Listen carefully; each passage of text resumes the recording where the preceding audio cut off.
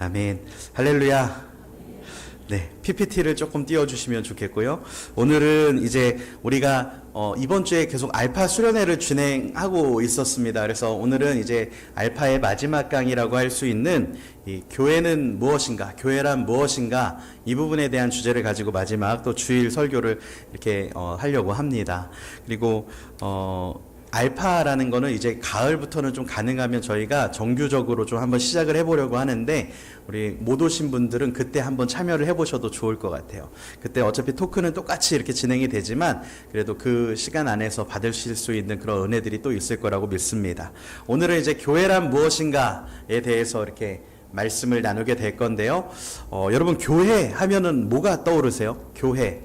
그러면 이런 건물들, 이렇게 십자가 종탑이 있고 좀 이렇게 아름답게 이렇게 세워진 건물. 저는 우리 교회 이렇게 건물을 보면 참 너무 이쁘게 지어진 것 같아요. 우리 교회가 이렇게 멀리서 이렇게 딱 바라보면은 되게 이뻐요. 이렇게 옆에 아무 건물도 없어가지고 또 되게 우리 교회만 딱 돋보이게 이렇게 딱 있고, 그래서 또 밤에도 이제 조명이 쫙 이렇게 비춰지니까 교회가 참, 밤에 와보셨어요 혹시? 네, 밤에 한번 와보세요. 되게 이뻐요.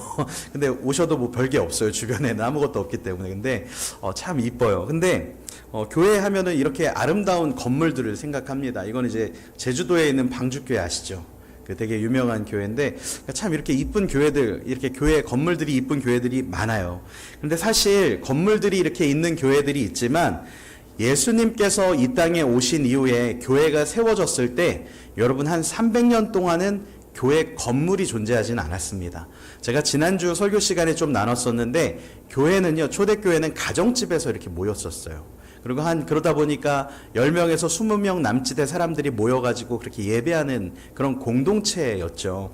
그래서 본래 교회는 건물이 아니라 이렇게 하나님을 나의 구조로 믿는 사람들의 모임, 이거를 이제 교회라고 했습니다. 그러니까 교회는 예수님을 나의 구주로 영접한 사람들, 예수님을 믿는 사람들의 모임을 이렇게 교회라고 하는 거예요. 헬라어로는 에클레시아라는 말 들어보셨죠? 어디 가면 이렇게 카페 이름이 에클레시아인 경우도 되게 많아요. 근데 이 에클레시아가 뜻이 뭐냐면 사람들의 모임이란 뜻입니다. 근데 사람들의 모임인데 이것은 이제 성도들의 모임, 그래가지고 교회를 에클레시아, 예수님을 구주로 시인하는 사람들의 모임을 이렇게 교회라고 표현을 하는 거죠. 여러분, 그렇다면 제가 여러 번 강조했었는데, 교회의 주인은 누구이실까요? 교회의 주인은 이제 다 아시겠죠? 교회의 주인은 누구죠? 예수님입니다. 예수님. 사실 이 교회의 주인이 누구인가 하는 질문이 굉장히 중요해요. 왜냐하면 이 교회의 주인이 누구냐에 따라서 그 교회의 목적과 방향성이 결정되기 때문에 그렇습니다. 그런데 성경은 정말 명확하게 그 교회의 주인이 예수님이라고 우리에게 말씀해 주고 있어요. 우리 같이 한번 말씀을 읽을 건데요. 괄호 안을 읽지 마시고 그냥 우리 말씀을 그대로 한번 읽어보도록 하겠습니다. 시작. 또 만물을 그의 발 아래에 복종하게 하시고 그를 만물 위에 교회의 머리로 삼으셨느니라.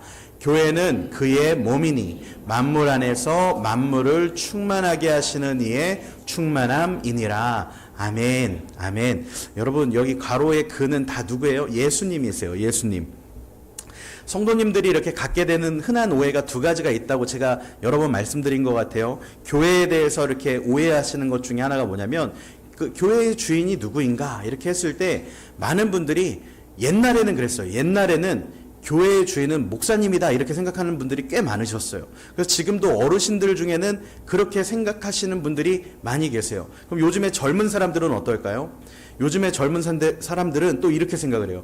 교회의 주인은 그래도 헌금을 하는 우리 성도, 우리들 아니겠어? 라고 생각을 하시는 경우가 종종 있어요. 저는 이제 젊은 사람이다 보니까 오히려 이쪽에 조금 더 가까운 것 같아요. 그러니까 민주주의 사회를 살다 보면은 주인의식들을 다 가지고 살잖아요, 우리가. 그러다 보니까 교회 안에 와서도 주인의식을 가지고 살아요. 근데 여러분, 정말 저는 주인의식은 필요하다고 생각해요. 우리 교회가 정말 내 교회라는 그 주인의식은 있어야 돼요. 그런데 내가 주인은 되면 안 돼요. 주인의식만 있고 주인의 권리는 없어야 돼요. 왜냐하면 여러분, 이 주인의 권리는 누구에게 있습니까? 예수님께 있는 거예요. 하나님께 있는 거예요. 교회의 머리, 교회의 몸된 교회, 그 어떤 주님의 몸된 교회의 머리는 예수님이시고 주인은 예수 그리스도 오직 한 분뿐이신 줄 믿습니다. 만약에 이 공동체에서 목사가 주인 되려고 하고 성도님들이 주인 되려고 하면 여러분 그 순간부터 이 공동체는 교회가 아닌 거예요. 이상한 공동체가 되는 거예요. 세상에 이상한 그런 공동체가 되는 겁니다. 여러분 우리 교회는 그런 교회가 되지 않기를 원합니다. 여러분 이단 사이비와 다를 게 없어지는 거예요. 목사가 주인 되는 순간, 성도님이 주인 되는 순간 그 공동체랑 이단 사이비하고 다를 게 없는 거예요. 여러분 교회의 주인은 오직 한 분 예수님이신 줄 믿습니다. 그런 예수님이 우리 교회의 주인이시기 때문에 예수님께서 가지고 계신 뜻과 생각, 그 방향이 우리에게 너무나도 중요하게 되는 거예요. 왜냐하면 우리의 머리이신 예수님께서 가지고 계신 그 목적, 예수님께서 원하시는 그 방향성이 우리 교회의 목적이고 우리 교회의 방향성이 되기 때문에 그렇습니다. 여러분 예수님께서 이 땅에 오신 목적이 있어요. 너무나도 분명한 목적. 우리가 그걸 좀 한번 나눠볼 건데요.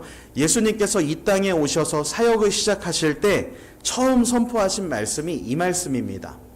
우리 말씀을 같이 한번 읽어보면 좋겠는데 우리 같이 한번 읽어보겠습니다. 시작. 이때부터 회개하라 천국이 가까이 하시니라. 아멘. 예수님께서 말씀하셨어요. 처음에 딱 하신 말씀이 이거예요. 회개해라. 천국이, 하나님의 나라가 가까이 왔다. 예수님께서 처음에 우리에게 선포하신 것이 무엇이냐면 하나님의 나라였어요. 하나님의 나라가 우리 가운데 임하고 있다. 우리 가운데 임했다. 이 말씀을 주님께서 선포하시는 거예요. 여러분 바로 이 하나님의 나라가 예수님께서 이 땅에 육신의 몸을 입으시고 오신 이유였어요. 저와 여러분에게 이 하나님의 나라를 주시기 위해서, 이 하나님의 나라를 살아갈 수 있도록 그 길을 여시기 위해서 예수님이 오신 거예요. 여러분 우리가 십자가 예수님의 그 구원을 통해 구원 얻었다고 하잖아요. 여러분 도대체 우리가 얻은 구원이 무엇입니까? 죽을 수밖에 없었던 우리들의 삶에 영원한 생명을 주셨다고 말씀하시는데 그것이 무엇입니까? 그 실체가 무엇입니까? 바로 하나님의 나라예요. 하나님의 나라가 우리 가운데 이루어질 때 우리 가운데 생명이 회복되는 거예요. 절망밖에 없었고 아픔밖에 없었고 상처밖에 없었던 우리들의 인생 가운데 하나님의 나라가 임하면 여러분 그 상처가 치유되고 그 우리 눈에 눈물이 닦아지고 우리의 약한 육신이 치유받고 여러분 우리들이 다시 한번 소망을 얻고 살아갈 수 있는 힘을 얻게 되는 겁니다. 여러분 그것이 바로 이 하나님의 나라가 우리 가운데 저와 여러분 가운데 이루어질 때 임하실 때 이루어지는 일들이라는 거예요. 그래서 예수님은 이 하나님의 나라를 우리에게 주시기 위해서 우리 가운데 오셨고 우리에게 실제로 그 나라를 경험하게 하고 계십니다. 할렐루야. 여러분 그렇다면 이제 자연스럽게 이 땅에 존재하는 모든 교회들의 존재 목적이 뭐가 되겠습니까? 바로 하나님의 나라가 되는 거예요. 예수님이 그렇게 하셨던 것처럼 이 하나님의 나라를 보여주고 전파하고 이 하나님의 나라를 많은 사람들에게 경험하게 하는 것, 그것이 바로 우리 교회가, 우리가 모이는 그런 목적, 이유가 된다라는 말씀이에요. 여러분 우리가 그렇다면 어떻게 이 하나님의 나라를 이 땅 가운데 보여주는 그런 공동체가 될 수 있을까요? 우리는 어떻게 하나님의 나라를 이루고 경험하는 공동체로서 우리가 나아갈 수 있을까요? 여러분 저는 우리 교회가 꼭 이 화도 지역에서 정말 하나님 나라를 보여주는 그런 교회 되기를 원합니다. 정말 이 화도 지역 가운데 하나님을 모르는 사람도 우리 동부강성 생명샘교회를 생각하면 하나님의 나라는 저런 공동체구나. 저곳에 가면 힘을 얻고 다시 한번 인생의 소망을 얻고 정말 그 삶이 살아나는구나 하는 그런 공동체가 이 안에서 이루어지기를 원해요. 여러분 그래서 우리가 그런 공동체가 되기 위해서 우리가 좀 오늘 어떻게 우리 교회를 세워가야 하는가, 우리 교회가 어떠한 교회가 되어야 하는가, 이 부분에 대해서 좀 말씀을 드리려고 하는데요. 하나님께서 우리에게 굉장히 좋은 모델을 하나 주셨어요. 그게 뭐냐면 창세기에 보면은 에덴 동산이 나옵니다. 근데 여러분, 에덴 동산이요, 인간이 죄를 짓기 전에는 너무나도 아름다운 공동체였어요. 너무나도 아름다운 곳이었어요. 근데 이 에덴 동산을 가지고 우리가 하나님의 그 교회, 예수님의 그 교회는 어떤 모습이어야 되는가, 이걸 한 가지씩 좀 나누려고 하는데요. 먼저 첫 번째로 여러분, 에덴은요, 생명을 흘려보내는 곳이었어요. 생명을 흘려보내는 곳. 창세기 2장 10절 말씀에 보면은 이렇게 말씀합니다. 우리 같이 한번 읽어볼까요? 시작. 강이 에덴에서 흘러나와 동산을 적시고 거기서부터 갈라져 내 근원이 되었으니. 아멘. 여러분, 여기 보면은 강이 어디서부터 흘러나왔어요? 에덴에서부터 흘러나왔다 그래요. 그러니까 에덴이라는 곳은 강이 흘러나오는, 물이 흘러나오는 곳이었어요. 여러분, 물이 닿는 곳에 일어나는 일이 뭡니까? 생명이 피어나는 거예요. 꽃들이 피어나고 그곳에서 생명이 시작되는 게 물이 지나가는 길에 그런 일들이 일어나거든요. 근데 이 물이 시작되는 곳이 어디였냐면 에덴이었어요. 에덴은 생명을 흘려보내는 곳이었어요. 근데 사실 이것은 하나님께서 저와 여러분에게 행하신 일이기도 합니다. 여러분, 하나님께서 저와 여러분이 죄 가운데 빠져서 죽을 수밖에 없는 그런 상황 가운데 있을 때 우리에게 누구를 보내십니까? 예수 그리스도를 흘려보내시는 거예요. 그분의 사랑을 흘려보내시는 거예요. 그랬을 때 그 예수 그리스도를 통해 우리에게 무엇이 피어나게 됩니까? 소망, 생명이 피어나게 되는 거예요. 그리고 소망이 생기게 되는 것이죠. 여러분, 예수님을 통해서 주님은 그렇게 우리에게 생명을 주심으로 하나님의 사랑을 확증하셨습니다. 그렇기 때문에 그 하나님의 사랑으로 구원받은 공동체, 그 하나님의 사랑으로 다시 이렇게 살게 된 저와 여러분들은 또 그 사랑을, 그 생명을 흘려보내는 공동체로서 세워져야 하는 것입니다. 여러분, 한번 교회로부터 이렇게 물이 시작돼서 이렇게 사랑의 물이 딱 넘쳐나서 이 지역사회를 덮는 걸 한번 생각을 해보시겠어요? 여러분, 어떻게 하면 우리가 이 사랑의 물들이 우리 교회를 통해서 흘러갈 수 있을까요? 우리가 막 호수를 꼽아가지고 화장실에서 물을 막 바깥으로 쏴야 될까요? 네, 제가 이상한 생각을 해봤는데 그건 아니겠죠. 여러분, 방법이 딱 하나 있더라고요. 제가 주일날 우리가 이렇게 모여가지고 함께 예배를 드리고 우리가 흩어지잖아요. 우리의 가정으로, 우리의 일터로, 우리의 학교로, 우리의 삶의 자리로 이렇게 흩어지게 되는데 여러분 한 분 한 분이 생명을 담은 물이 되는 거예요. 그리스도의 생명을 담은 그런 물이 되시는 거예요. 그래서 그 생명의 물을 가지고 정말 가정에 가서, 일터에 가서, 학교에 가서, 여러분의 그 삶의 자리로 가서 그 생명을 흘려보내기 시작하는 거예요. 이곳에서 생명을 가지고 나가서 그것을 흘려보내는 공동체. 여러분, 우리가 이렇게 가정에 가면 배우자를 만나고 자녀를 만나고 이렇게 대할 때 여러분, 우리가 생명이라고 한번 생각을 해보세요. 내가 생명의 물이다 라고 생각을 해보세요. 여러분, 남편에게, 아내에게 어떻게 말을 해야 할까요? 어떤 말을 해야 될까요? 생명의 말을 해야 되는 거예요. 그냥 괜히 사랑해 라고 말하는 거예요. 제가 숙제를 하나 내드릴 거예요. 오늘 집에 돌아가셔서 이렇게 배우자, 자녀, 가족 또는 친구 누구라도 좋습니다. 여러분, 한마디를 하셔야 되는데 어떤 말이냐면 사랑해 라고 한마디 하시는 거예요. 한번 연습해 볼까요? 옆에 분 보시고 사랑해요 이렇게 한번. 네, 그렇게 하시면 됩니다. 아셨죠? 네, 여러분, 제가 왜 이렇게 말씀을 드리냐면 아마 사랑해라고 집에서 말하면 나한테 왜 그래 하면서 싸우자고 하는 사람은 없을 거예요. 그 사랑해라는 말이 굉장히 참 어떻게 보면 우리가 늘 표현해야 되는 말인데 우리가 참 그 사랑해라는 말을 안 해요. 그리고 또 여러분 가셔서 그런 말 하셨으면 좋겠어요. 고마워. 그리고 너가 있어서 참 행복해. 이런 말들을, 닭살 돋는 그 말들을 한번 해보세요. 여러분, 그런 말 한다고 싸움 나진 않을 거라고 저는 확신합니다. 가족끼리 왜 이래 막 이러진 않겠죠. 예. 여러분, 서로 그렇게 닭살 돋는 말을 한번 해보시길 바래요. 그러니까 우리가 사랑을 흘려보낸다는 거는 결국 표현하는 데서부터 시작되는 거예요. 여러분, 가정에 가셔서 그렇게 표현하시고요. 또 직장에서, 일터에서도 마찬가지예요. 격려의 말. 조금 일을 잘 못해도 잘했어. 이 정도면은 훌륭해 라고 하는 거예요. 그리고 수고했어. 정말 고생했어. 그렇게 한마디를 서로 하는 거예요. 여러분, 격려의 말을 서로 하시기를 축복합니다. 저도 이렇게 격려하고 싶은데 저희는 그렇게 교육자가 별로 없어요. 그래서 우리 장로님들하고 서로 늘 사랑합니다. 축복합니다. 카톡방에서 사랑합니다. 이렇게 당일 카톡방에서 그러고 있어요. 여러분 실천하시기 바랍니다.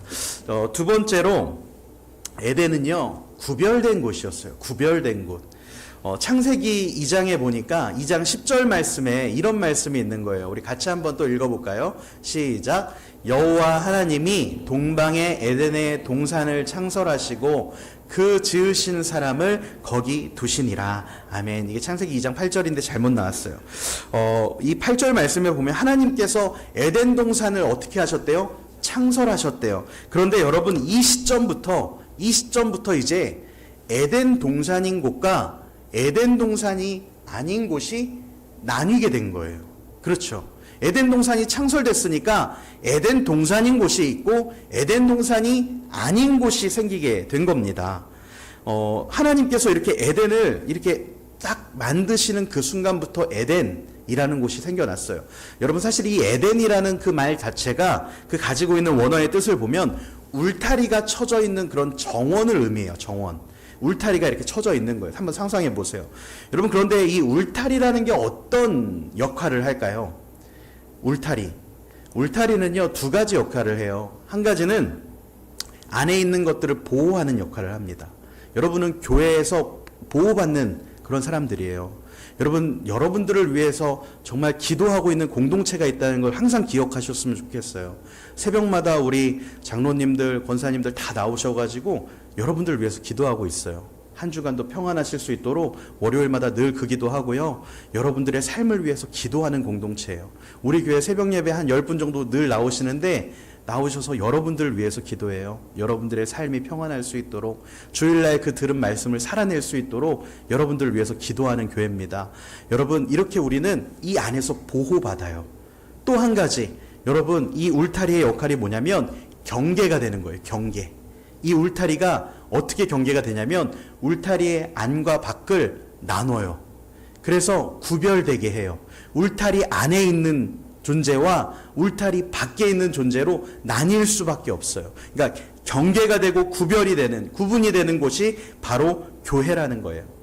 여러분 하나님께서는 그렇다면 무엇으로부터 이 에덴을 보호하시고 구별하시려고 에덴을 창설하셨을까요?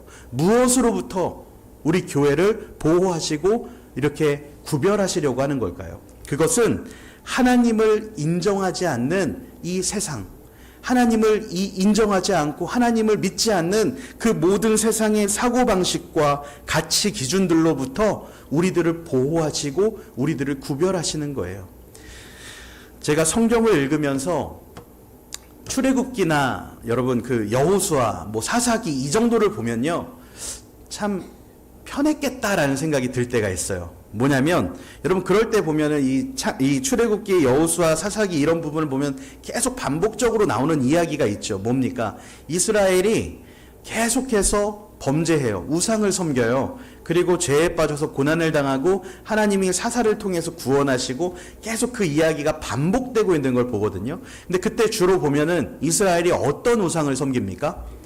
바알, 아세라 이런 농경의 신을 섬기죠. 가나안 땅에 들어가면 특히 그런 일들이 많아져요. 근데 그런 눈에 보이는 우상들을 갖다 놓고 그게 하나님이라고 딱 섬기는 거예요. 그러니까 참 그때는 어떻게 보면 우상을 섬기지 마 그러면은 그 눈에 보이는 우상 섬기지 않으면 되는 그런 시대였어요. 근데 여러분 지금 우리 교회 다니는 사람 중에 그런 집에다가 이렇게 혹시 석상 모셔놓고 이렇게 절하시는 분 혹시 계세요? 안 계시죠? 예, 계시면 안 될 것 같아요. 근데 우리는 그렇게 우상숭배 안 해요. 지금 그리스도인 중에 아무도 그렇게 우상숭배하는 사람 없어요. 그런데 정말 여러분, 우리들 안에 우상이 없습니까? 그런데 정말 저와 여러분들 안에 진짜 우상이 없어요? 여러분 이 시대를 한번 생각해 보세요. 더 이상 우상이 눈에 보이지 않아요. 여러분 우상이 뭘까요? 우상이라는 건 결국 저와 여러분의 삶에 의미를 부여하는 거예요. 저와 여러분의 삶에 의미를 부여하고 우리를 지배하고 움직이게 하는 것이 우상이거든요. 하나님이 아닌 다른 것이 만약에 우리 삶에 의미를 부여하고 우리 삶을 이끌고 있다면 그게 우상이에요. 그런데 그게 우리 눈에 보이지 않는 존재예요. 지금 예를 들어서 그런 것들이죠. 돈이라든지 성공이라든지 때로는 자녀가 우상이 되기도 하더라고요. 여러분, 저도 여기서부터 자유롭지가 않더라고요. 때로는 정말 하나님이 가장 소중하고 가장 하나님이 나의 사랑하는 존재가 되어야 하는데 정말 자녀들이 너무 이쁜 거예요. 너무 사랑스러운 거예요.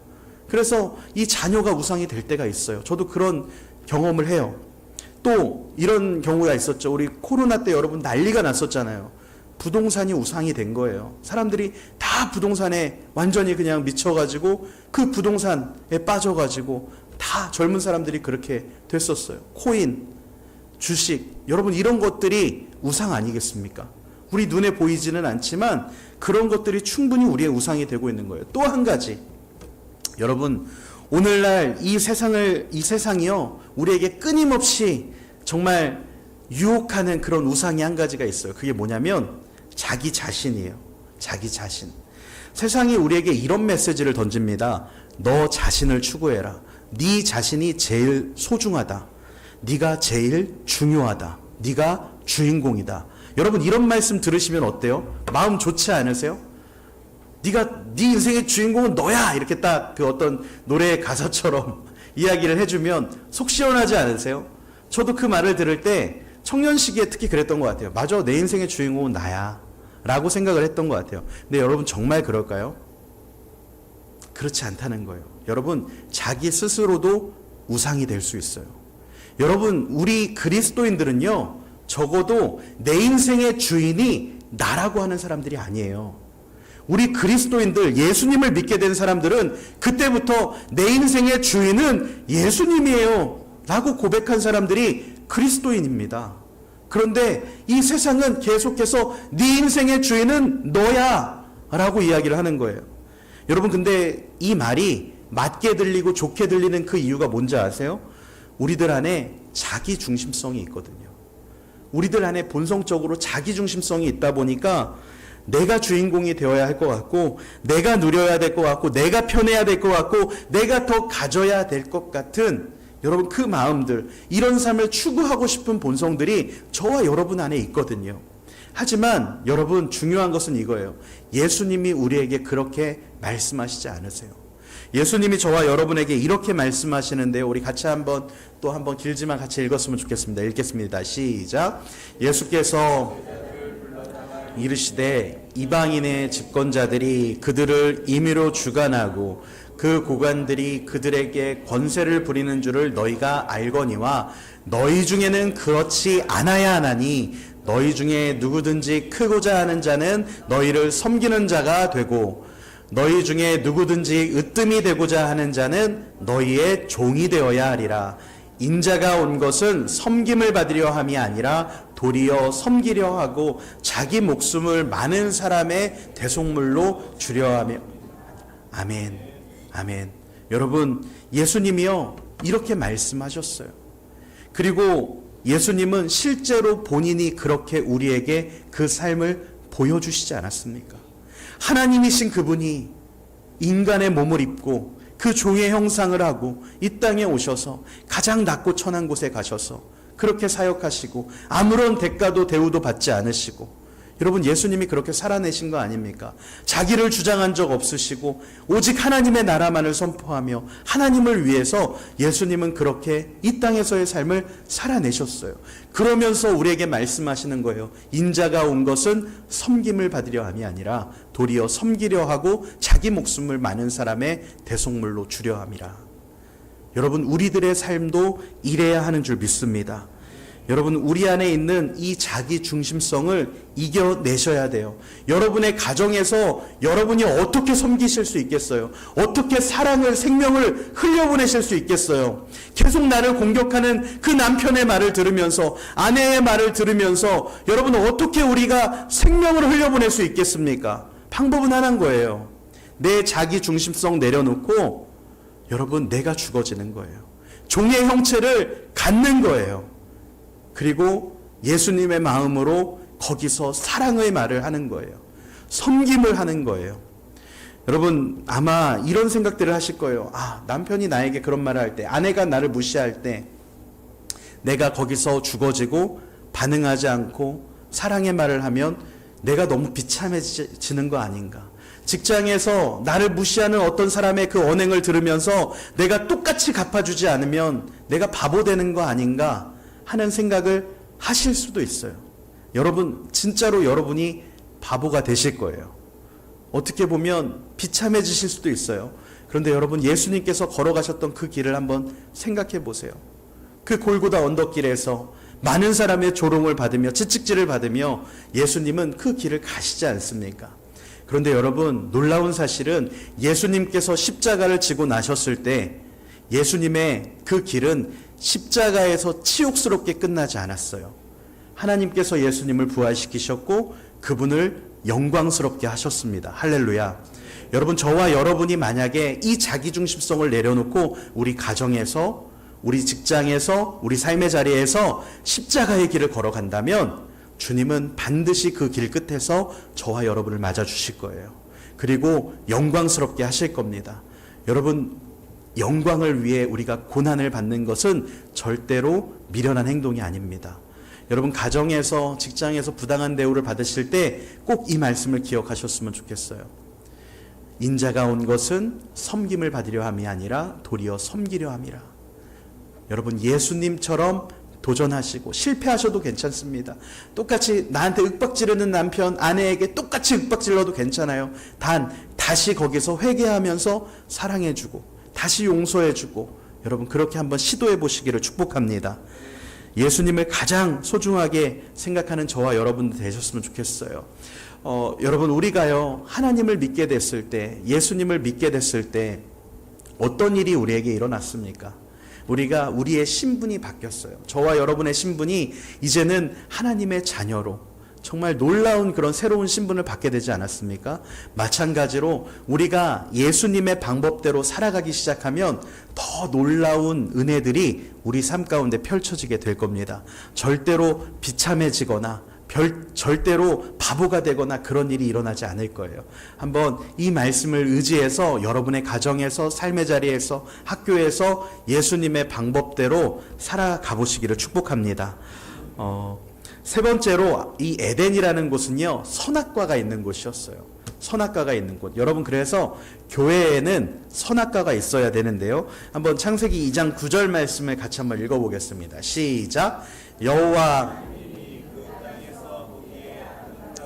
먹기에 좋은 나무가 나게 하시니 동산 가운데에는 생명나무와 선악을 알게 하는 나무도 있더라. 아멘. 여러분, 하나님께서 만드신 에덴 동산 중앙에요.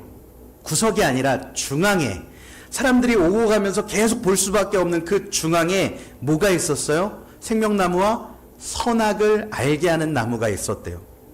여러분, 이런 생각 좀 안 해보셨습니까? 이 창세기 말씀 읽을 때, 아니 왜 그 먹어서는 안 되는, 먹으면 안 되는 그 선악을 알게 하는 나무를 왜 하필 동산 가운데 두신 거야?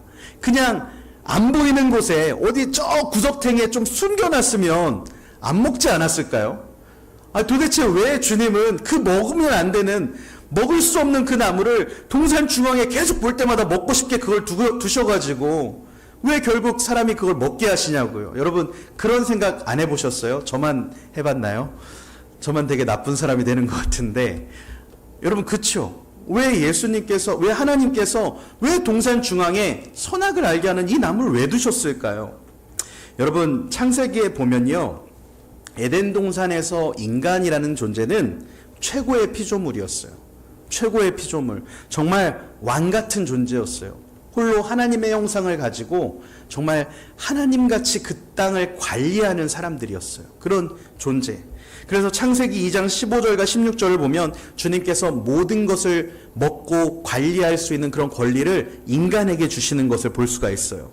근데 에덴은 그렇게, 에덴 동산에서 정말 왕 같은 그런 존재였는데요, 하지만 그렇기 때문에 하나님은 그런 인간에게 한 가지 사실을 확실하게 알려주셔야 했던 거예요. 그게 뭐냐면, 이 땅에서 왕같이 살아가고 있는, 왕같은 역할을 하고 있는 그 인간 역시도 실제로는 왕이 아니라 창조주 하나님께 지음받은 피조물이다 라는 사실을 알려주셨어야만 하는 거예요. 네가 주인이 아니다 라는 것을 알려주시는 장치가 있었어야 하는 거예요. 그래서 하나님은 에덴 동산 한가운데 눈에 잘 보이는 곳에 인간이 먹을 수 없는, 먹어서는 안 되는 그 나무를 두시는 거예요. 그 한계를 두시고 그 한계를 볼 때마다 그래, 나는 인간이야. 나는 하나님께 지음받은 사람이야. 하나님이 나의 주인이야. 라는 사실을 기억하게 하신 거예요. 여러분, 이 선악을 알게 하는 나무는 그래서 우리에게 할 수 없는 무언가입니다. 해서는 안 되는 무언가예요. 바로 우리가 주인임을 주장하면 안 되는, 주인임을 주장할 수 없게 하는, 여러분, 그것이 바로 이 선악을 알게 하는 나무의 역할이에요. 여러분, 저는 이 선악과가 우리 교회 한 중앙에 있기를 원합니다. 또 여러분의 삶 한 중앙에 있기를 원합니다. 여러분의 가정의 일터에 이 선악을 알게 하는 나무가 있기를 원해요.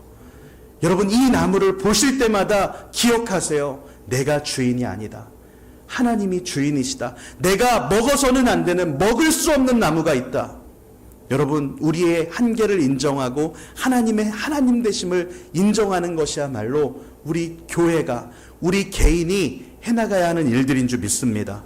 교회로 부름받은 사람이라면 이 선악을 알게 하는 나무를 가지고 있어야 돼요.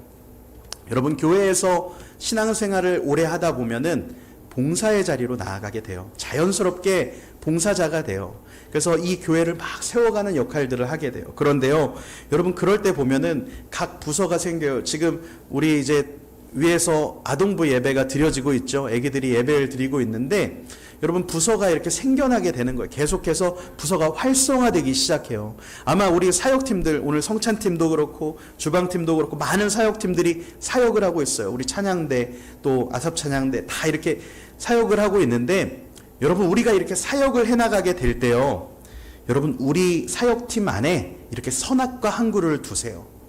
선악과 항구를 두시는 거예요. 이 선악과는 어떤 역할을 하냐면, 내 주장을 하다가도 내 주장을 멈추게 하는, 내 생각을 말하다가도 남의 생각을 듣게 하는 그런 장치가 되어야 돼요. 왜냐하면 우리가 속한 이 작은 공동체들 하나하나가, 여러분, 거기에 주인이 누구시겠어요? 예수님이신 거예요. 예수님이라면 어떻게 하실까? 예수님이라면 어떻게 이 상황에서 움직이실까? 고민하기 시작하는 거예요. 내가 옳다고 생각했던 그 말을 하다가도 예수님께서는 저 사람의 말을 들어주셨을 것 같으면 들어주는 거예요. 여러분, 우리의 작은 공동체 하나하나가, 소그룹 하나하나가, 셀 모임 하나하나가 그런 공동체가 되기를 축복합니다. 여러분의 직장 가운데서도요, 가정 가운데서도 동일한 거예요. 결정적인 순간에 나를 죽이고 예수님만 사시게 하는 그런 공동체가 되어가는 겁니다. 여러분, 교회 안에서 우리가 계속 경청하고 양보하고 이해하고 사랑해주기 시작하면, 여러분, 우리 교회가 건강해질 거예요. 우리 교회가 건강해지는 것은 딴 게 아니에요. 여러분, 우리가 예수님 마음 품고 하나로 모이면 우리 공동체는 건강해질 수밖에 없습니다. 여러분, 내가 주장하고 싶은 것이 생길 때, 내 마음대로 하고 싶은 것이 생각나고 올라올 때, 주님께서 저와 여러분 가운데 두신 선악을 알게 하는 이 나무 열매를 바라보시기 바랍니다. 그리고 하나님이 내 삶의 주인이십니다. 고백할 수 있는 저와 여러분들 되시기를 바라요. 마지막으로 여러분, 교회는요, 처음에 제가 말씀드린 대로 예수님은 머리시라면 교회는 그의 몸입니다. 여기 말씀해 보면 이렇게 써 있죠. 교회는 그의 몸이니. 교회는 주님의 몸이에요. 여러분, 우리 교회를 딱 보면 누군가는 이렇게 손의 역할을 하고, 누군가는 발 역할을 하고, 누군가는 장기 역할을 하고, 여러 가지 역할을 하며 우리가 살아가고 있는 거예요. 그런데 여러분, 그래서 우리 그리스도인들은 교회를 이룰 때는 예수 그리스도의 몸이 되고요, 이 자리에서 흩어지면 어떻게 될까요? 우리는 각 가정에서, 일터에서 작은 예수로 살아가야 되는 거예요. 작은 예수, 예수의 일부로서 우리가 살아가야 되는 거예요. 예수님은 오늘도 그분의 손댄 저와 여러분을 통해서 우리의 가정에서, 직장에서 일하시기를, 섬기기를 원하세요. 예수님은 그분의 발된 저와 여러분을 통해서 아프고 상처받은 사람을 오늘도 찾아가기를 원하세요. 예수님은 그분의 심장인 저와 여러분을 통해서 이 세상의 사람들 가운데 내가 너희를 사랑하고 있다고 전하기를 원하세요. 여러분, 그게 주님의 몸된 저와 여러분들이 하셔야 하는 역할입니다. 우리가 그리스도의 몸이기 때문에. 여러분, 몸에는 여러 가지 기능들이 있어요. 교회로 모인 우리들은 다양하고 특별합니다. 누군가는 리더십이 있고요. 누군가는 정말 섬기는 역할을 잘하고요. 누군가는 기도를 잘해요. 또 누군가는 전도를 잘하고, 누군가는 사람을 보살피는 그런 양육을 잘해요. 각자 다양한 은사를 가진 분들이 모인 공동체예요. 그런데 어떤 분들은 생각하기에 저 사람 말도 잘하고 리더십도 있으니까 저 사람은 정말 특별한 은사를 가진 것 같아. 저 사람은 교회에서 되게 중요해 보여. 또 어떤 사람은 아니야. 조용하게 묵묵하게 섬기는 사람이 최고야. 저 사람이 최고의 그런 리더십을 가지고 있는 것 같아. 또 어떤 분들은 저 사람이 기도의 영성이 대단하니까 저 사람이야말로 특별해 라고 생각하실 수 있지만, 여러분 한 분 한 분이 다 특별하십니다. 똑같이 특별하십니다. 여러분, 우리 중에 단 한 사람 소중하지 않은 분이 없으세요. 더 특별하고 덜 특별한 그런 것은 교회 안에는 존재하지 않습니다. 여러분, 한번 생각해 보세요. 오른손이 이렇게 있죠. 주로 다 오른손잡이니까 제가 오른손을 예로 드는 거예요. 왼손잡이시는 왼손을 생각하세요. 근데 오른손잡이를 딱 보면은 여러분, 오른손이 왼손보다 중요해 보이죠. 그렇죠? 오른손잡이니까 연필 글을 쓸 때도 그렇고 뭘 할 때도 다 오른손을 쓰니까 오른손이 중요해 보여요. 그런데 이 오른손이요, 만약에 오른손 손등이 간지러우면 여러분 어떻게 할까요? 자기 손등을 긁을 수 있나요? 오른손은 왼손의 도움을 받는 수밖에 없는 거예요. 여러분, 오른손이 아무리 중요하고 많은 걸 할 수 있는 것 같아도 얘 혼자 있을 때는 결함이 많아요. 여러분, 교회라는 곳이 그래요. 말 잘하는 사람이 최고인 것 같고, 조용히 섬기는 사람이 최고인 것 같고, 일 많이 하는 사람이 최고인 것 같고, 여러분 아니에요. 우리 모두가 최고예요. 여러분 모두가 소중합니다. 여러분 모두가 특별한 존재예요. 우리 교회에서는 여러분 한 분 한 분이 정말 너무나도 존귀한 존재들이라는 거예요. 여러분, 그 사실을 기억하시기 바랍니다.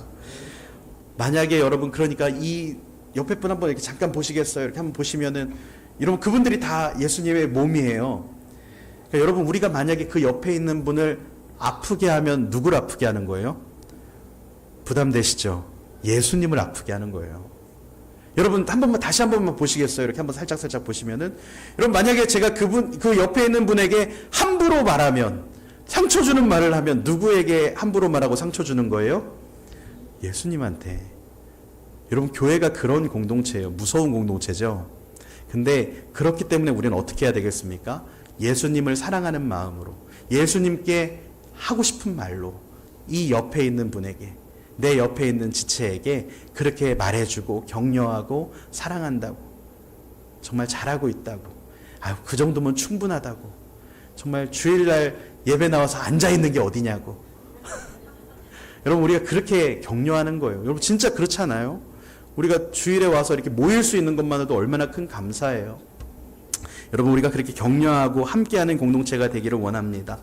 예수님은 이 땅에서 주님의 몸된 교회를 가지셨어요. 그리고 이 교회를 통해 지금도 일하고 계십니다. 저와 여러분을 통해 그렇게 일하고 계세요. 주님의 몸인 저와 여러분들은 이렇게 이 세상 가운데서 아픔을 당하고 상처받은 사람들, 하나님 나라를 모르고 살아가는 그 공허한 인생들을 살아가는 사람들에게, 여러분, 예수님께서 저와 여러분을 통해서 그들을 구원하기를 원하시고 그들을 치유하기를 원하신다는 사실을 기억하시길 바랍니다.